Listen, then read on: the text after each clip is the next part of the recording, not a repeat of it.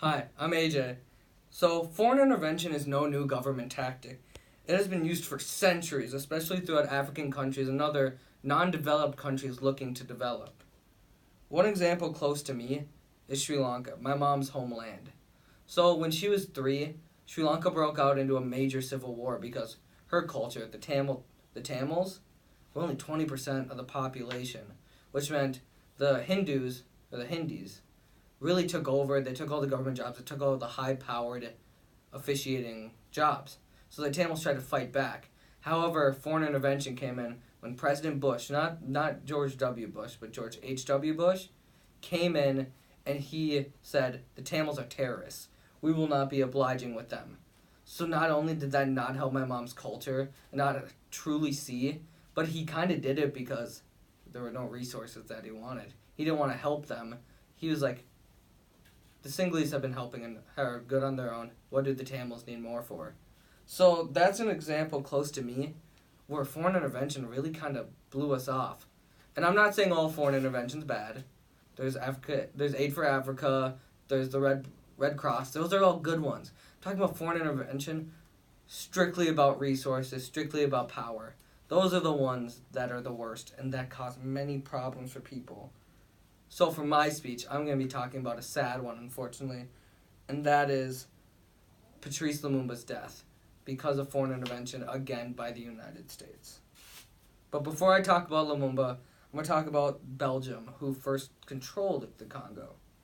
So under King Leopold II, Belgium controlled the Congo for decades. They controlled them in order to reap the benefits of the country's resources, because the Congo was the leading producer of rubber. They were top 5 in zinc, top 5 in copper, and many other resources as well. But in the 50s, the Congolese just had enough. They were done. So they started protesting for independence. And surprisingly, according to Stephen R. Weissman, the Congo were granted their independence in 1960. The independence of the Congo led to the placement of Prime Minister Lumumba, Patrice Lumumba, I mean. Patrice Lumumba was the first prime minister of the Congo. Everyone admired him because he was such a person for the citizens. He was powerful in his speeches, his plans were concise and meant for the people, not for himself. They had never really seen that before. First of all, the Congo is used to some other country far away controlling you and just having military people throughout kind of pushing them around, telling them what to do. Lumumba threw that all away. He was for the people. He would go to different communities. He would talk to them. He would help them out. It was really like a change for the Congo for the better. His ideals for making the country better were simple. No help from foreign affairs like the United States, Soviet Union, all the powerhouses. He wanted to build within, use the resources that they have, and start trading with them, make themselves powerhouses. But that was not okay with many other people, especially the United States, which led, sadly, to the demise of Patrice Lumumba. See, Lumumba's problem was that he was elected in the time of the Cold War. So you had the U.S. on one side, Soviets on the other, all countries kind of splitting between the two, and he was caught right in the middle.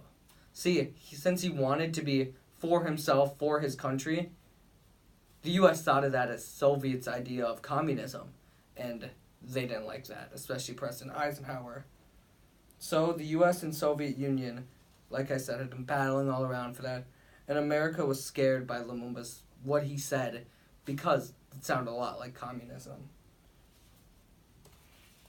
So according to Weissman again, this led to Eisenhower calling for the assassination of Patrice Lumumba. Eisenhower wanted to put Lumumba's best friend, Joseph Kasavubu, as prime minister because he knew he had an in with Kasavubu. He could get him to be on the American side, give the Americans all the resources, and give them a democratic government, even though it's really a dictatorship. However, even though Lumumba was dead, even though Eisenhower wanted the hitmen to just kill him and move on, that wasn't good enough. Because he was worried the Soviets would say, look at this man. This man fought for you and he died.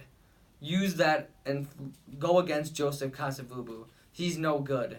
So what did the United States do? They chopped up Lumumba into pieces and spread him throughout the Congo. No grave, no nothing. They tried to get him to be forgotten. This led to the sad aftermath of the Congo. After Lumumba's death, Kasavubu became a dictator. He ruled for decades, and he allowed the US and Belgium full access to all the raw materials, all the resources in exchange for money for himself, not the country. Furthermore, he would embezzle over billions of dollars through his time as a dictator, leading the Congo into just depression and debt and recession and all the bad stuff the US has had throughout centuries and about 40 years. Today, the Congo has one of the worst economies, too. Like, nothing's going well for them.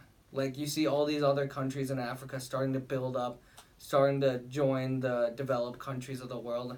Not the Congo.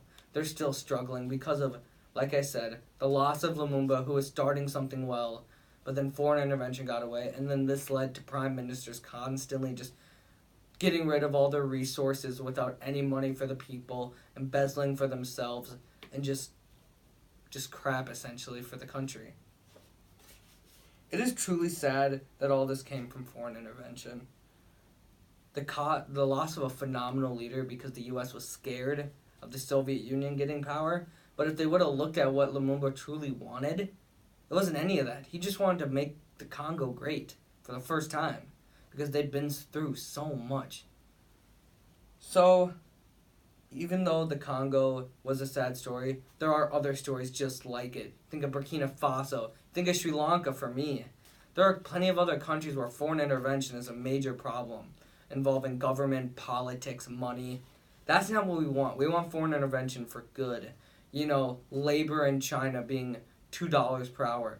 Fix that. Make a better world, essentially, with foreign intervention, educating people, which leads to my next one. Hopefully my speech allowed you guys to be more educated on the true terrors that are foreign intervention for the bad and not the good. So I ask you to educate others. Spread your knowledge. Spread the word. So hopefully more people will hear about this and understand what's truly happening, and we can stop it and then just focus on positive foreign intervention, helping kids in Africa throughout the continent learn how to read, how to write, better them, teach them how to sustainable agriculture, stuff like that. Thank you, and I hope you learned more about foreign intervention.